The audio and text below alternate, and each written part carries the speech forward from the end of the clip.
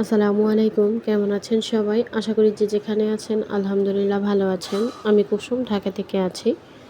আমার চ্যানেল কুসুম cooking blog থেকে আজ আরও একটি নতুন ব্লগ ভিডিও দেখার আমন্ত্রণ জানাই সবাইকে। সকাল সকাল মনটাই খুব ফ্রেশ হয়ে গেল। আকাশে মেঘ ছিল আর বাহিরে প্রচুর ঠান্ডা একটা হাওয়াও আসছিল। চারদিকে পুরো কালো আঁধার করা মেঘ ছিল। তো আশপাশের এলাকাতে প্রচুর বৃষ্টি হয়েছে নাকি, কিন্তু আমি যেখানে ছিলাম সেখানে আসলে আমাদের এলাকাতে বৃষ্টি হয়নি। তো এই ছিটা বৃষ্টি, কয়েক ফোঁটা বৃষ্টি এরকম আর কি হয়েছে। তো ভেবেছিলাম যে ঝাঁপালো বৃষ্টি হবে, আর কয়েকদিন গরমের পরে এমন ঠান্ডা বাতাস, সেটাই প্রশান্তি নিয়ে এসেছে। তো এদিকে সকালের কাজটা সব কিছুই সেরে নিয়ে দুপুরের রান্নার আয়োজন শুরু করেছি। আর চেষ্টা করি দুপুরের রান্নাটা 11টা সাড়ে 11টার মধ্যেই শেষ করার। তো কখনোই দেখা যায় তার মধ্যে হয় না, সেই রান্নাবান্না করতে করতে দেখা যায় 1টা বেজেই যায়, আজান পড়ে যায়। তো আজকে খুব অল্প কিছুই রান্না করব, শাক ভাজি, ডাল আর একটু ঢেঁড়স তরকারি রান্না করব। তো সেইগুলো আর শেয়ার করছি না, শুধু শাক রান্নাটাই আপনাদের সাথে শেয়ার করছি, নয়তো ভিডিওটা অনেকটা বড় হয়ে যাবে। আর সবাই এখন বড় ভিডিও আসলে দেখতে চায় না, আর তেমন একটা ভালোও লাগে না। তো এর জন্য যত শর্টকাটে আর কি ভিডিওটা করা যায়, যাতে সবার কাছে খুব ভালো লাগে, সবাই একটু ভালোভাবেও দেখতে পারে। আর বেশি বড় ভিডিও হলে সবাই আসলে আর একটানা বসে থেকে দেখতে চায় না। এর জন্য ছোটোখাটো করেই অল্প করে ভিডিও করা। তো এদিকে শাক সেদ্ধ দিয়ে দিয়েছি, আর এদিকে আমি তরমুজ কেটে নিচ্ছি। আর তরমুজের কালারটা এতটা মিষ্টি একটা কালার যে কী বলবো। আর এখন যেহেতু শেষ সময়, সিজনের শেষ এখন, তো দেখা যায় এখন যে কোনো ফলই সিজনের শেষে কিন্তু খেতে খুব মজার হয়, যেহেতু মেডিসিনটাও একটু কম দেওয়া থাকে আর গাছ পাকা থাকে, তখন খেতে বেশ ভালোও লাগে। আর শুরুর দিকে তরমুজ কিন্তু এতটা মিষ্টিও ছিল না যখন রমজানের সময়, আর দামটাও বেশি ছিল, মেডিসিন দেওয়াও ছিল। তো এখন শেষ সময় দেখে দামটা একটু বেশি হলেও এখনকার ফলগুলো খাওয়া বেশ ভালো, আর কারণ মেডিসিনটা খুব কম দেওয়া থাকে। তো এদিকে তো খাওয়া দাওয়ার পর্ব চলবেই, আর রান্নাও চলছে।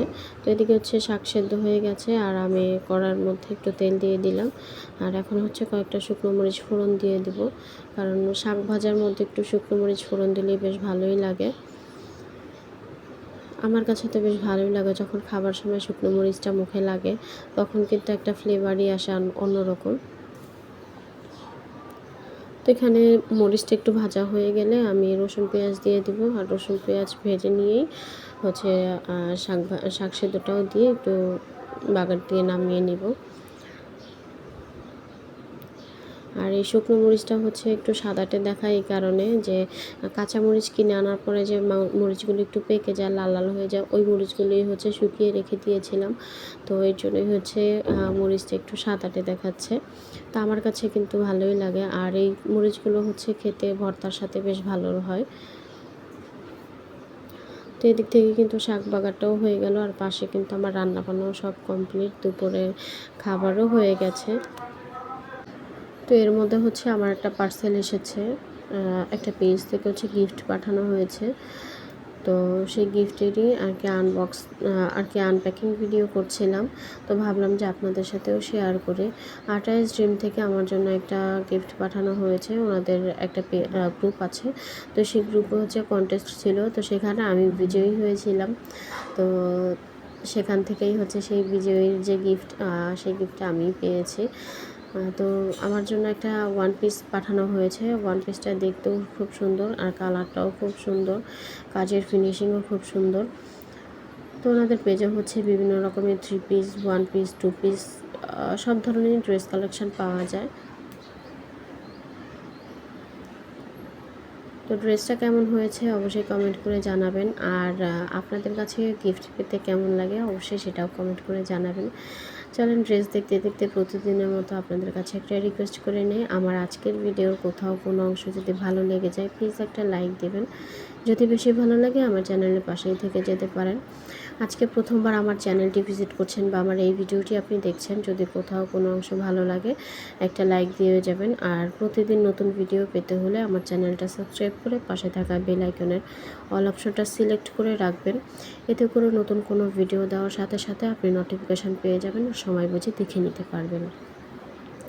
শুরু থেকে এখন পর্যন্ত যারা আমার সাথেই আছেন তাদের জানাই অসংখ্য ধন্যবাদ। আর ভিডিওতে ভুল ত্রুটি অবশ্যই ক্ষমা সুন্দর দৃষ্টিতে দেখবেন। এদিকে হচ্ছে বিকেলবেলা একটু বারান্দায় এসেছিলাম, তো আপনাদের সাথে আমার মরিচ গাছগুলো একটু শেয়ার করে দিচ্ছি। মরিচের হচ্ছে দানা বীজ ফেলেছিলাম, সেখান থেকেই গাছ হয়েছে। আর এখন হচ্ছে মরিচ গাছে ফুলও এসেছে, কিন্তু এখনও পর্যন্ত মরিচের দেখা পাইনি। তো দেখা যাক কী হয়, অবশ্যই আপনাদেরকে জানাবো।